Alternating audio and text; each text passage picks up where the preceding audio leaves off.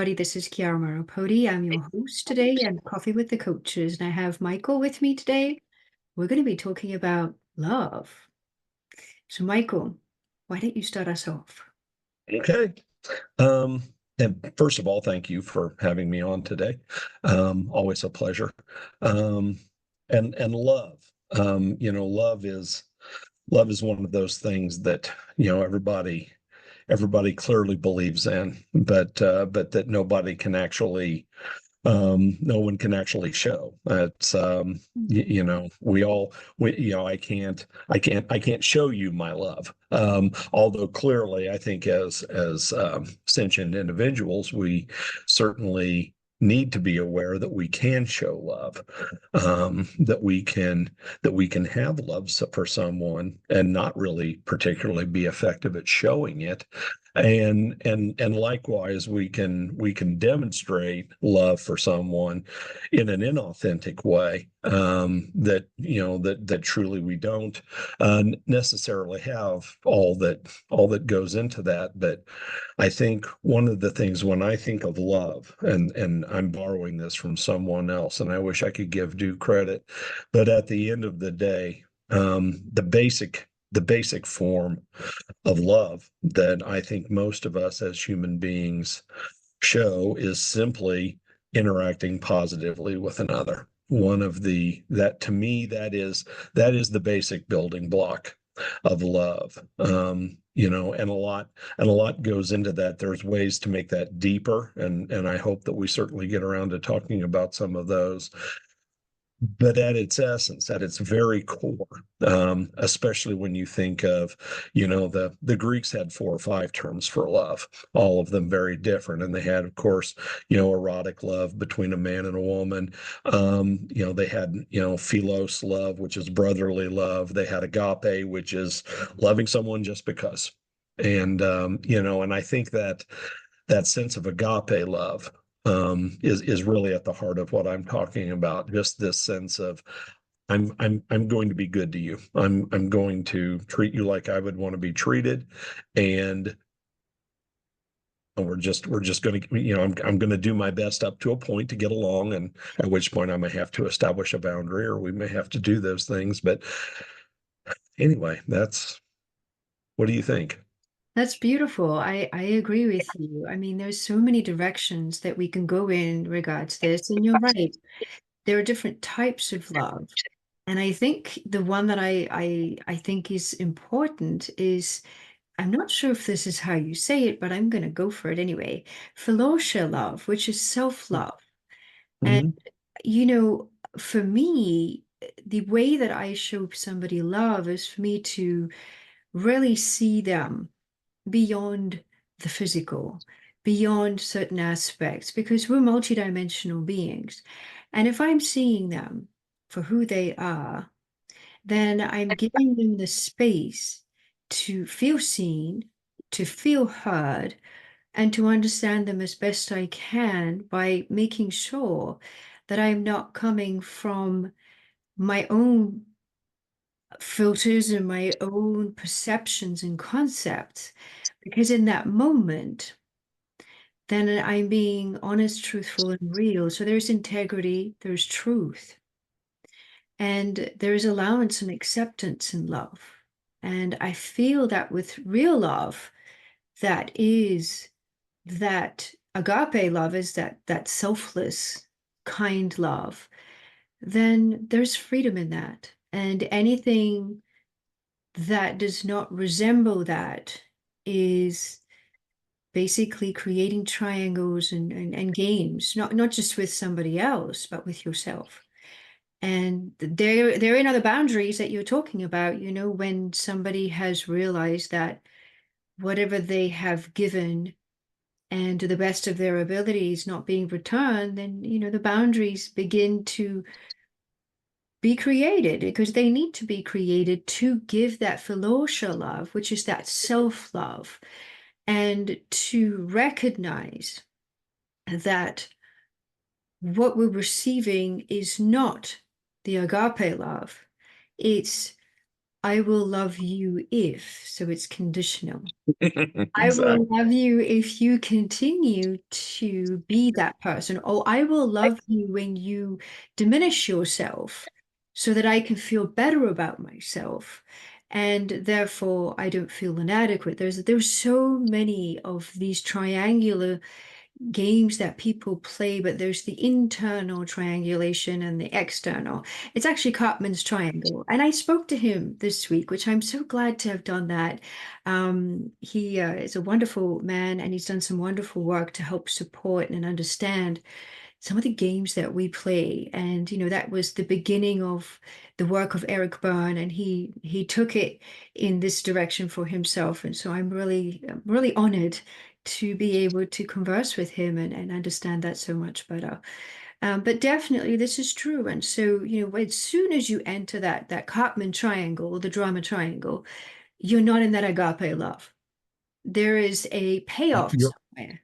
you're in manipulation is where you're at. Correct. Correct. You're, And I this mean, in turn, I mean, now it might be baby's first steps of manipulation, but it's still manipulation because if basically you're holding something out there as a promise, right, but that's all based on a return. to pay off. Yeah, see now we're literally in the kiddie pool of manipulation Oh yeah. But this at that happens, point. And we might delude ourselves. We might delude ourselves, and maybe we don't know any better. Maybe that conditional love is what we grew up in, and that's all we know. yes. And we're not judging. We're just No. talking about this because it becomes complex and it is very contextual. But what's interesting, and I like that we're talking over each other a little bit, it's exciting because we're both wanting to say things. It's an exciting topic, right? Um, and so we're both passionate about this, which was great. So the thing is that we can actually manipulate ourselves. We can tell our own selves, and we've talked about this in different ways with different subjects. We can magical thinking. We can talk about something, talk ourselves into something, talk ourselves out of something when really it's something that is real, but we talk ourselves out of it, or we allow other people to do that for us. Mhm. So having that philosophy, that self-love, is all the more important because once that's there, then we can't be a part of the drama triangle because we'll recognize it. But again, like you said, what role models did we have throughout our lives? What were we conditioned to accepting because we didn't know anything else? What were these role models showing to us? How were we responding to them? What did that look like? And when there's pain involved with that, then sometimes people equate pain with love, but no, that kind love, Mhm. that kindness, that agape is really, for me, the true love, along with the self-love. Well, when we look at and I forget, I know that it's a part of our program at Vino and Vision, but one of the things that we talk about are the three pillars that love is built on, and that a loving relationship are built, and it's a theory, and so the model goes that one of the things that love is at its core built on is simply liking someone that's what it started with for us when we were little kids. We demonstrated love to people who demonstrated our values, who we liked. And then that can then progress to the intimacy portion, and it's not the intimacy that people usually think about, but in terms of this theoretical model, intimacy is simply knowing and being known. It's It's it, vulnerability. it's into me, you see. It's allowing Yes. myself. vulnerable and transparent so that you can know me and I can know you. And that forms the cornerstone of trust, because ultimately, if I'm going to be in a loving relationship with someone, if I want to be in the highest possible level of relationship with the love of my life, or a soulmate, or something of that nature, if I can't let them know me, and that self-love is a part of that, because if I'm full of self-loathing and not self-love, it's going to be very difficult for me to open up and share myself with you, because I don't think you're going to like that.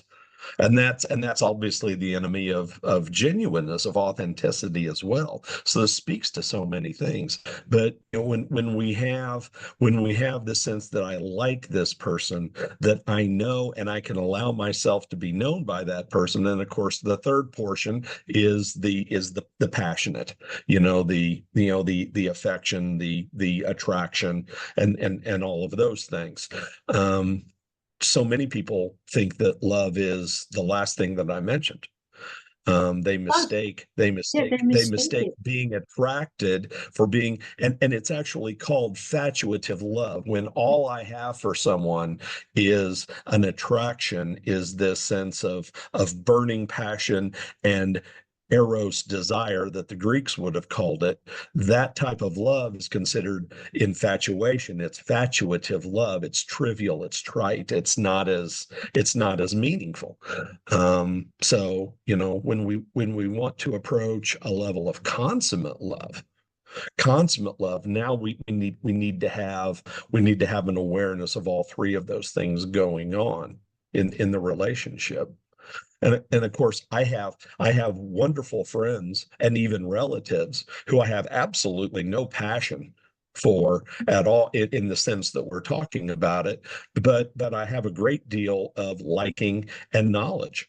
Now that's two two pillars of the three. But and then I have people in my life that I have relationships with that I frankly I don't like them very much, and I only deal with them as much as I have to, and maybe for some of us it's colleagues, coworkers, neighbors, acquaintances, those types of people. I have a relationship with them, but that's more because the relationship is forced on me in terms of our proximity. But those are all things that as we look at our awareness of what love is, when we start thinking about that in terms of, do I like this person? Do I know, and do I allow myself to be known by this person? And then whether or not it's appropriate for that third element to come in, that's, to me, that's a huge tool in terms of being aware of what is this relationship to me, and how do we move forward.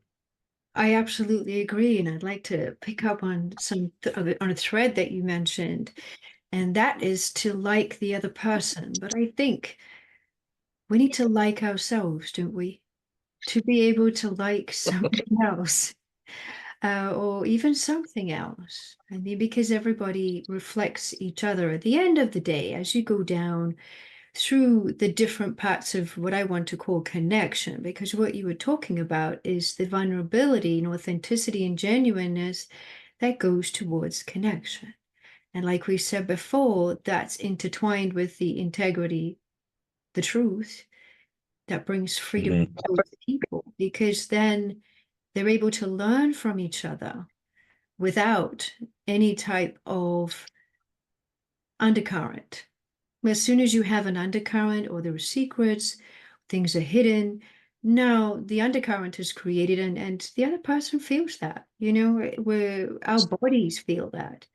And so the body will respond to that as a threat. Because it is a threat, something that is untruthful.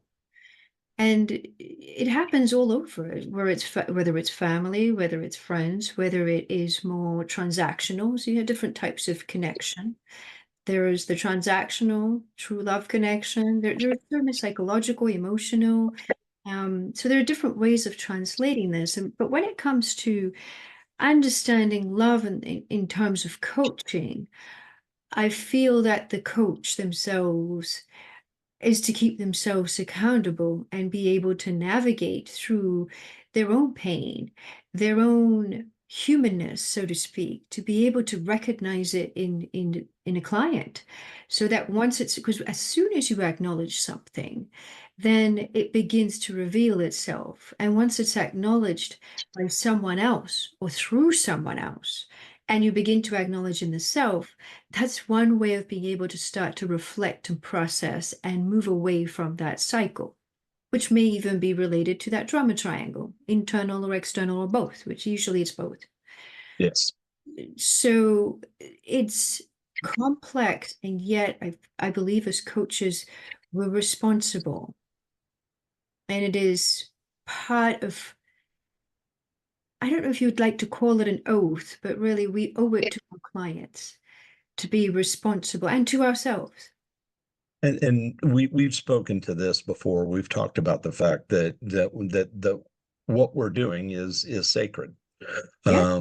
That when we help someone become truly authentic, I look very, and regardless of whatever existential beliefs or religious or versus spiritual or anything else, apart from that, I do believe that we all have things that are written into our soul, into our code, that we are meant to do and be certain things, that we are meant to teach and be taught in varying degrees, depending on the circle that we find ourselves around.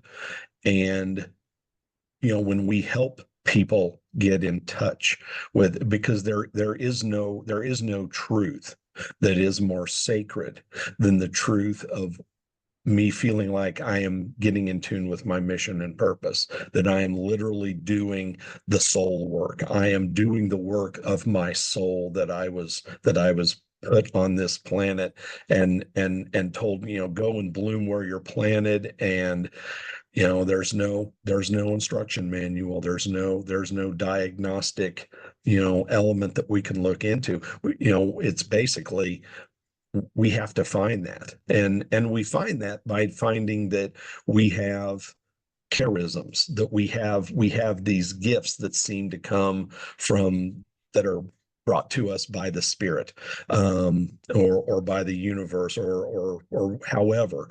But I have a charism for communication. I have a charism for music.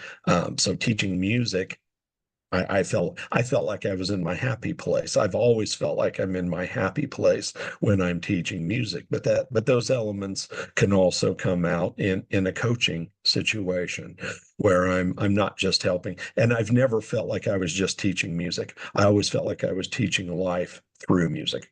Yeah. So, you know, Yes, and there are a few things that came up for me. Thank you for sharing that. Is that love itself is sacred. When it's yes. in truth, it's sacred. And allowing someone the safety to be cradled in the safety of, I see you, I hear you, I'm okay, you're okay, it's going to be okay, means a great deal. You know, children are such wonderful teachers along with animals, I've found.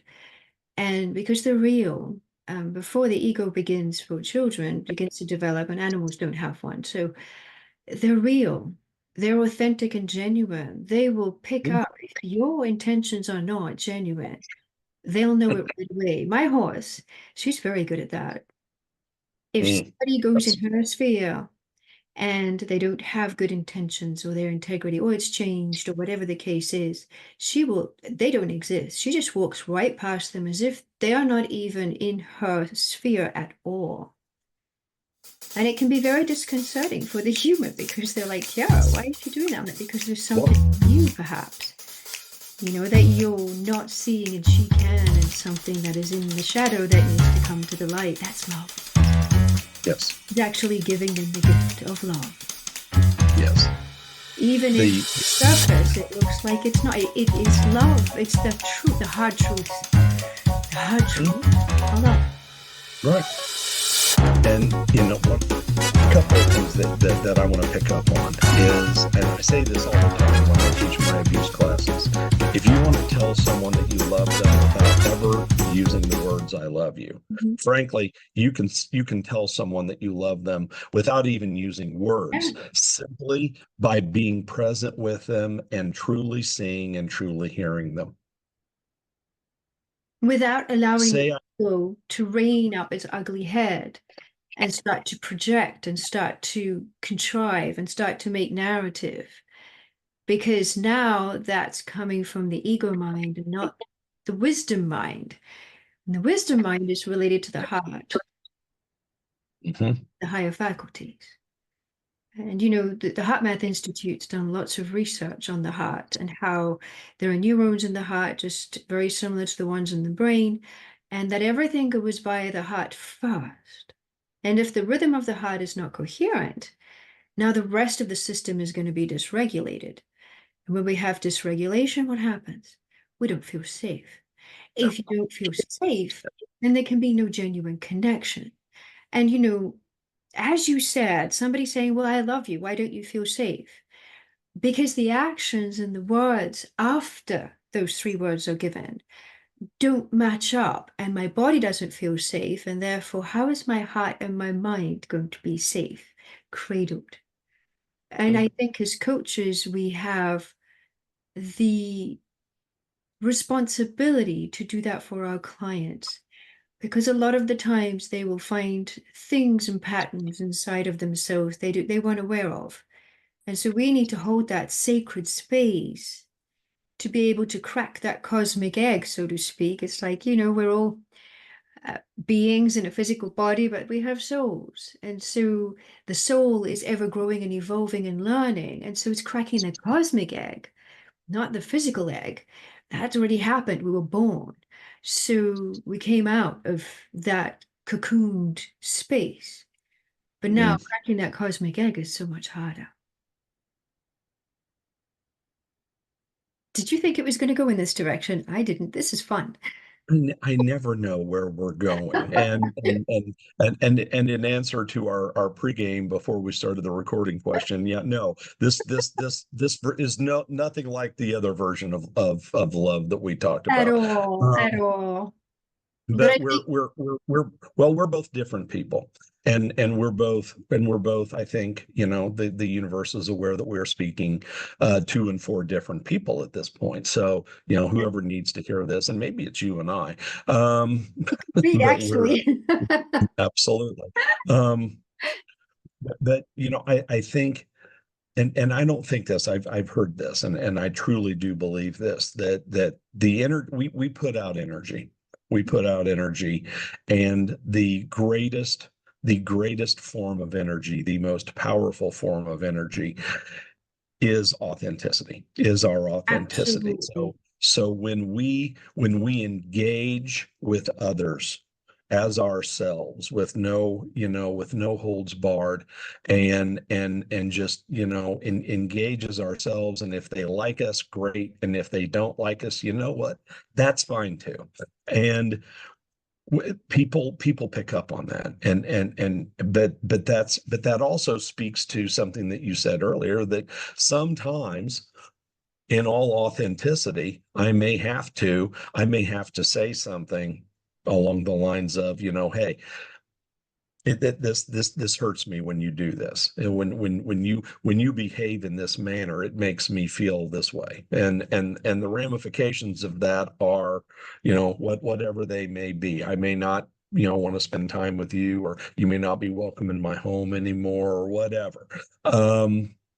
Those but those things are that level of authenticity, because we're so concerned with what they might think of us, Mhm. if when we and that really, that really goes to kind of an approval seeking mindset. The worst thing I can do for myself and for others is to need someone's approval so much that I stop being myself. Because and again, now we're back to self-love, because I have to love myself. I have to love myself enough to just give it to people. Um, and send that energy out, that authentic, genuine energy. And people people are drawn to that. They Um, are. They are drawn to that, and I feel like that peace, the authentic peace, comes with a sense of safety in the self, in the concept of the self, and really understanding the concept of love, which I think is very misunderstood. And mhm, there's growth within that. It's not just one way, it's not just the eros or the storge, which is familial, or the ludus, which is playful. Um, that kind of thing. It goes through stages and it evolves, and it should.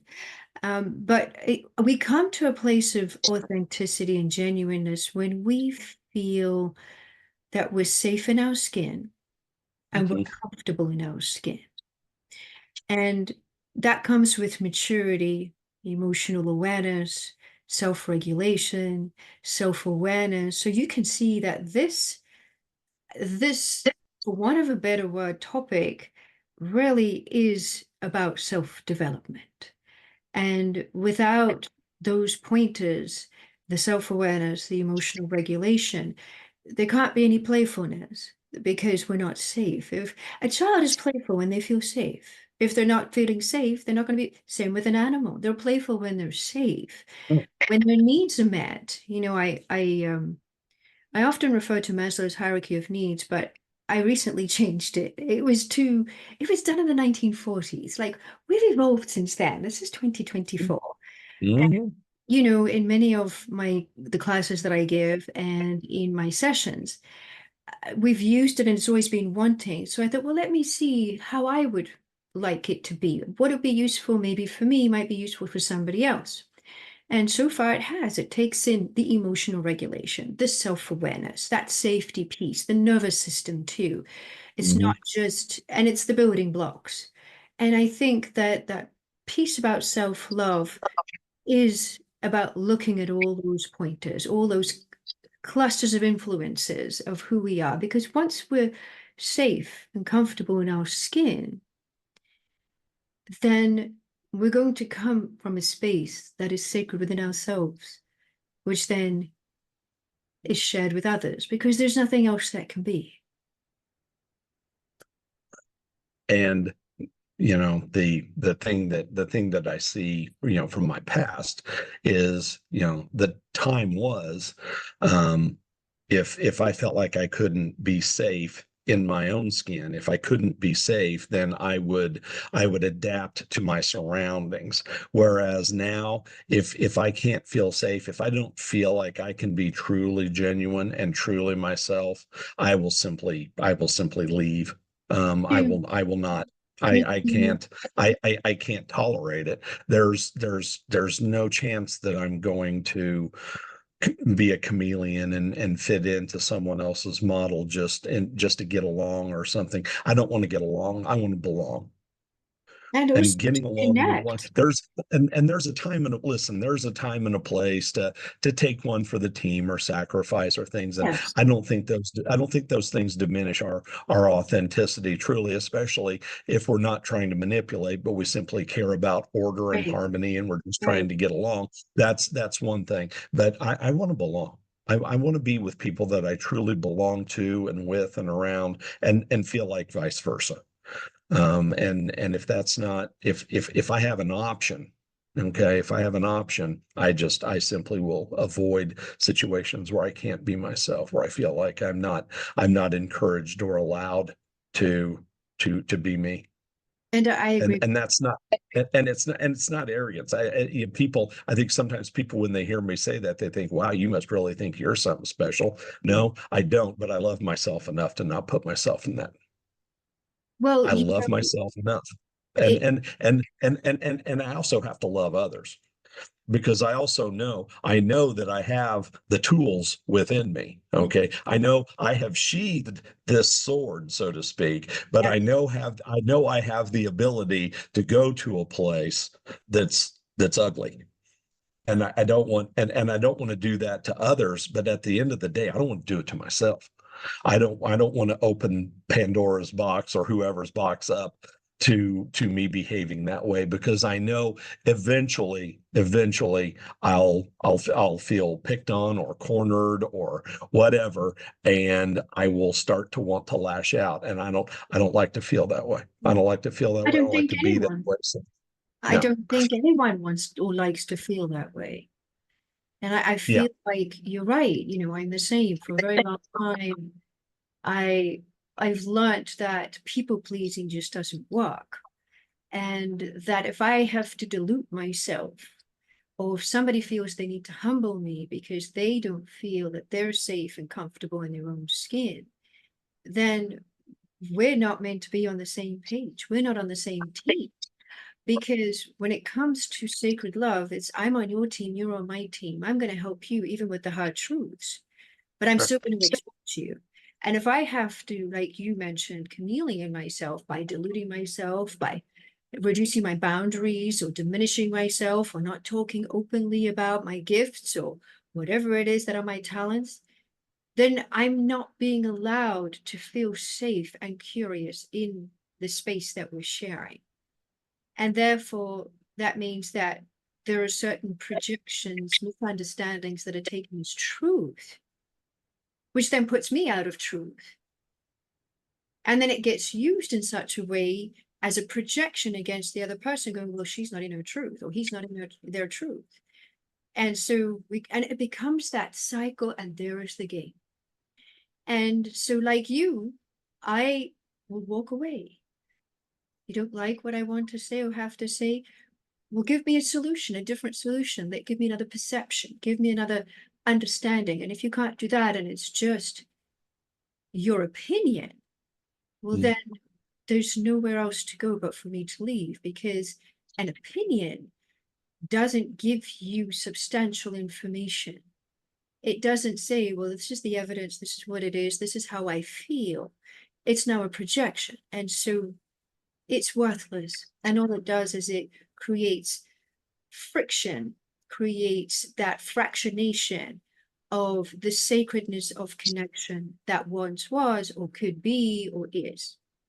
And so, like, I agree with you. If we look at what I said originally up front, which is that love is at its core interacting positively with others. Okay. I can think back to times in my life. One of the things that absolutely frustrates me to no end is when people seem to have a vested interest in misunderstanding others. Oh, When yes, I've people had have this when people often. have a when people have a vested interest in taking things the wrong way, in Yeah. seeing people in ways that are just not true. And that was a game that people that I grew up with, and I adopted some of that myself, which was I can prolong this interaction, but I can actually derive some entertainment by riling people up intentionally. And oh my goodness, I can't think of anything that's any less loving than that, Yes. except perhaps that if seeing someone and hearing someone and truly being present with them is a good way to say I love you without saying anything. A great way to say I don't love you is to not do those things. So shunning people, stonewalling people, it's yeah. It's amazing. It's amazing to me how many people can actually delude themselves into thinking that doing nothing, i.e., stonewalling and just not responding to people, there's nothing wrong with that. And oh my goodness, there's It's there's there's passive. a lot wrong with that. It's passive. I mean, you can go into the passive aggressive, and there is a lot of Hmm. complexity in that too. And we're just talking here on the surface point. And it's also contextual, Hmm. right? And I'm not saying it's the right thing to do, but there is context for it. But when we get passive, Yes. and we're not engaged, and we're not reliable, Hmm. not relatable, and the only view that we see is the one that we know, just because it's a known doesn't mean it's the truth. If I was 3 years old and a dog bit me, and I thought to myself, from that point on, my belief is like, oh, dogs are bad. I got bitten. I got hurt. I wasn't safe. I couldn't do it. I see a dog, and my subconscious mind, the whole body is like, whoopee, oh, we out of here. everything gets dysregulated, we get stressed, we start to react, and we run away, we move away, we try and keep safe. But that might be the reality at 3 years old. And it was one Yes. dog. And as we grow up, we learn how to handle animals, pull their tails or their ears or pinch them and things like that. We didn't know that at 3 years old, perhaps, right? But now we have matured more, so we have more of an understanding. And so not every dog is going to bite me because now I know how to interact with the dogs. But my subconscious mind doesn't know that. My subconscious mind is stored that from 3 years old, and that is real and truthful. And then I'm going to project that onto somebody else and say, don't go near that dog, because if you go near the dog's going to bite you. It's the same thing that people do with each other. It's exactly the same thing. I got hurt. I was in pain. I didn't feel safe. So now I want to make sure you don't feel safe, or I'm going to push you away, or I'm going to project onto you so I don't need to feel the pain. And it's this drama triangle that goes round and round in circles. And why do people do that? Because in loving relationships, and I see this all the time, a couple will come together and they'll be together and things will be going well, and then all of a sudden you'll start to see tension enter into it, and it comes from that same place that you're talking about. I am never going to let another dog get close enough to me that they can bite me. But what if it wasn't the dog that bit you? What if it was somebody in an early formative relationship that bit you, metaphorically, of course? Yes. Okay. That now we've taken and as soon as people start to get close, boy, we start to tense up because it feels like this feels like what hurt me before. We need to And be vulnerable. And the vulnerability is scary yes, it is. Yes, because it the is. child was vulnerable. And the Right. dog bit the child, the dog was bigger than the child. So we have Right. to go back and really see it from that perspective too. Because at that time, maybe we didn't have the matured adult self. It hadn't developed. And even sometimes in adulthood, people stay stuck in the maladaptive child, Mhm. that particular piece, that painful side. And they didn't have the chance to have the free child to integrate that too. And so now we're taking this, and the only thing we know about love is to protect ourselves at all costs. And that, again, is an enemy of being free, of being vulnerable, of being Yes, transparent. The exact thing that we need in order to go to the higher level of love is the thing that we're walling ourselves off from because we don't want to be hurt again, and because we run away. we don't want to experience that pain again. And unfortunately, and see, this was such a freeing concept when I heard it. What comes with things? We walk into a Starbucks, we're not surprised that it smells like coffee. We walk into a Subway, the sandwich store, we're not surprised that it smells like bread and cookies. Okay, we're not surprised that these things come with it, but we have to understand, if we're truly going to be aware, that entering into a relationship with someone brings up the possibility that the relationship will end. They all do, because we are not infinite. There's no way our relationships can be either. So our relationships are going to end. Every time I enter into a relationship with somebody, I have to acknowledge on some level that this could hurt. The closer I get to this person, this could hurt. And I just have to ask myself, is it worth it? And so now we have the checks and balances. We get to know people. We go incrementally. We don't just bare our souls and open ourselves up overnight.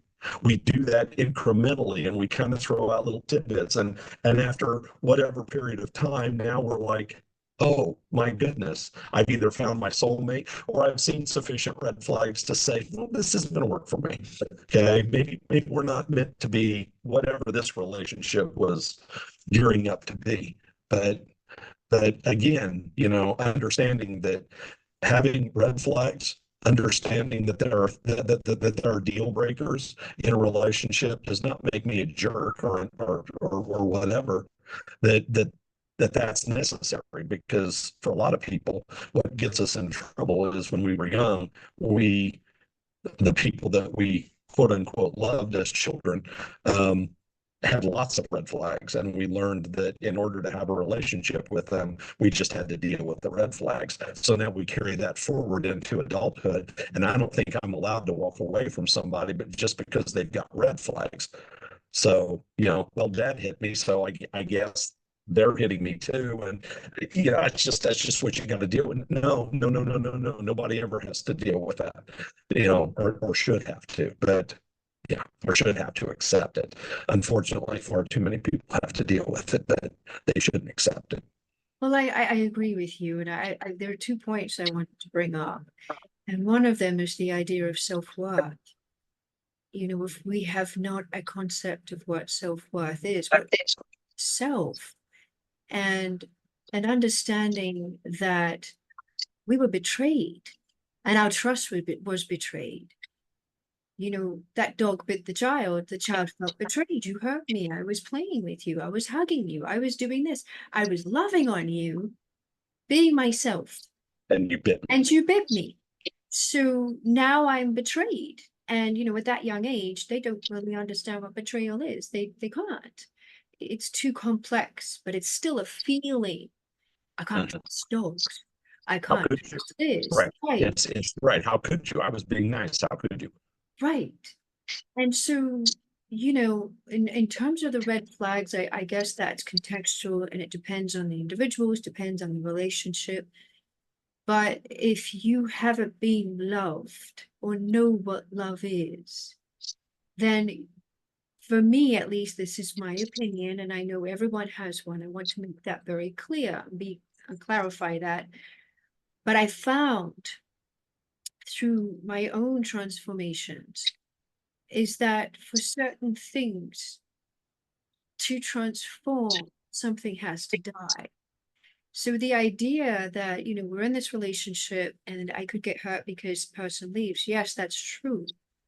But there are many deaths within the relationship based on those red flags already. When someone's trust through betrayal of words, betrayal of feelings, betrayal in terms of physical betrayal, emotional betrayal, psychological betrayal happens, then that connection has little depths. And, for example, many people ask me, why do people stay in abusive relationships? And I said, well, the research shows it takes 7 tries for the one who's abused to leave because of what we've been talking about. There are many betrayals that are then accepted. So here is the betrayal. Number one, you have a death of what your concept of love is, what your concept of relationship, what concept of the other person is, and what trust is, and what love is. So then you heal from that little betrayal in the cycle, the power wheel cycle. And then again, create a connection, think that you've now gone past that. But then it happens again, either similar or a different form. Again, there's another death and another betrayal. And it becomes a cycle of death and rebirth until usually 7, sometimes more times. It can't be done anymore. And it's time to move on and to set the boundary because now I realize it's almost like an aha moment. You have a peak experience. It's like, wait a minute, what's going on here? Whether it's with a coach that you're talking to who highlights certain things, doesn't tell you what to do. No one has any right to do that with anybody, but you find it yourself and it's your aha moment. Then you're like, what have I been doing all the time? But you've been through many deaths and rebirths within that relationship because of certain aspects, certain betrayals of trust. And intimacy and vulnerability were abused. Isn't it interesting? Yes. Super Yeah. interesting. And of course, we could go into, trauma bonding, which is a far more extreme version of this exact same. And Yeah. betrayal bonding too. There is that Yes. too. We could go anywhere, but I think if we've gone over time, and so be it, because it's been a wonderful conversation. I really enjoyed it, and thank you for sharing yourself with me. What would be your closing remarks based on our conversation? Something you want the viewers to remember? I think more than anything else, It's that the idea of love does start with us loving ourselves.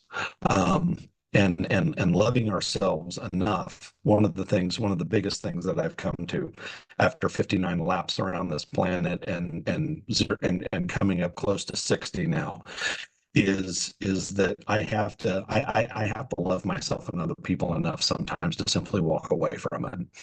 And know my worth.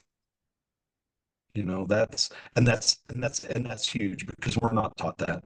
We're not taught that.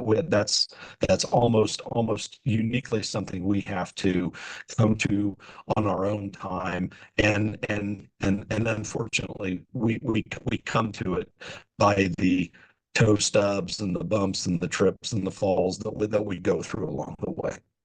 But I think it's those scrapes and scabs that make us beautiful in the end. Yes, I agree with you. And I'd like to add my understanding of that from my own perspective is that it's in those deaths and rebirths, and as you call them, the toes and the scrapes. But it's the my experience was deaths and little deaths and rebirths, and then eventually a very large death and rebirth that created who I am today, and I bless them because Yeah, they're gifts. They're gifts of learning about self-worth, about self-understanding, understanding of others, understanding of what is truth and not magical thinking, and what is truth and not narratives that I'm creating, and looking at the drama triangle to figure out, well, where is the cycle coming from? Is it inside me? Is it something that I'm allowing somebody's cycle to be drawn into theirs? There's so many questions, but we don't ask ourselves these questions often enough. But this is why we have coaches, because we have experience. I believe a professional experience coach is very, very useful. And I hope that you have love in your life from this moment today, and that the time, the sacred time we shared together discussing it will walk with you. absolutely. Well, I'd like to thank you for being here with me today, and My I will see pleasure. you next month for Coffee with the Coaches.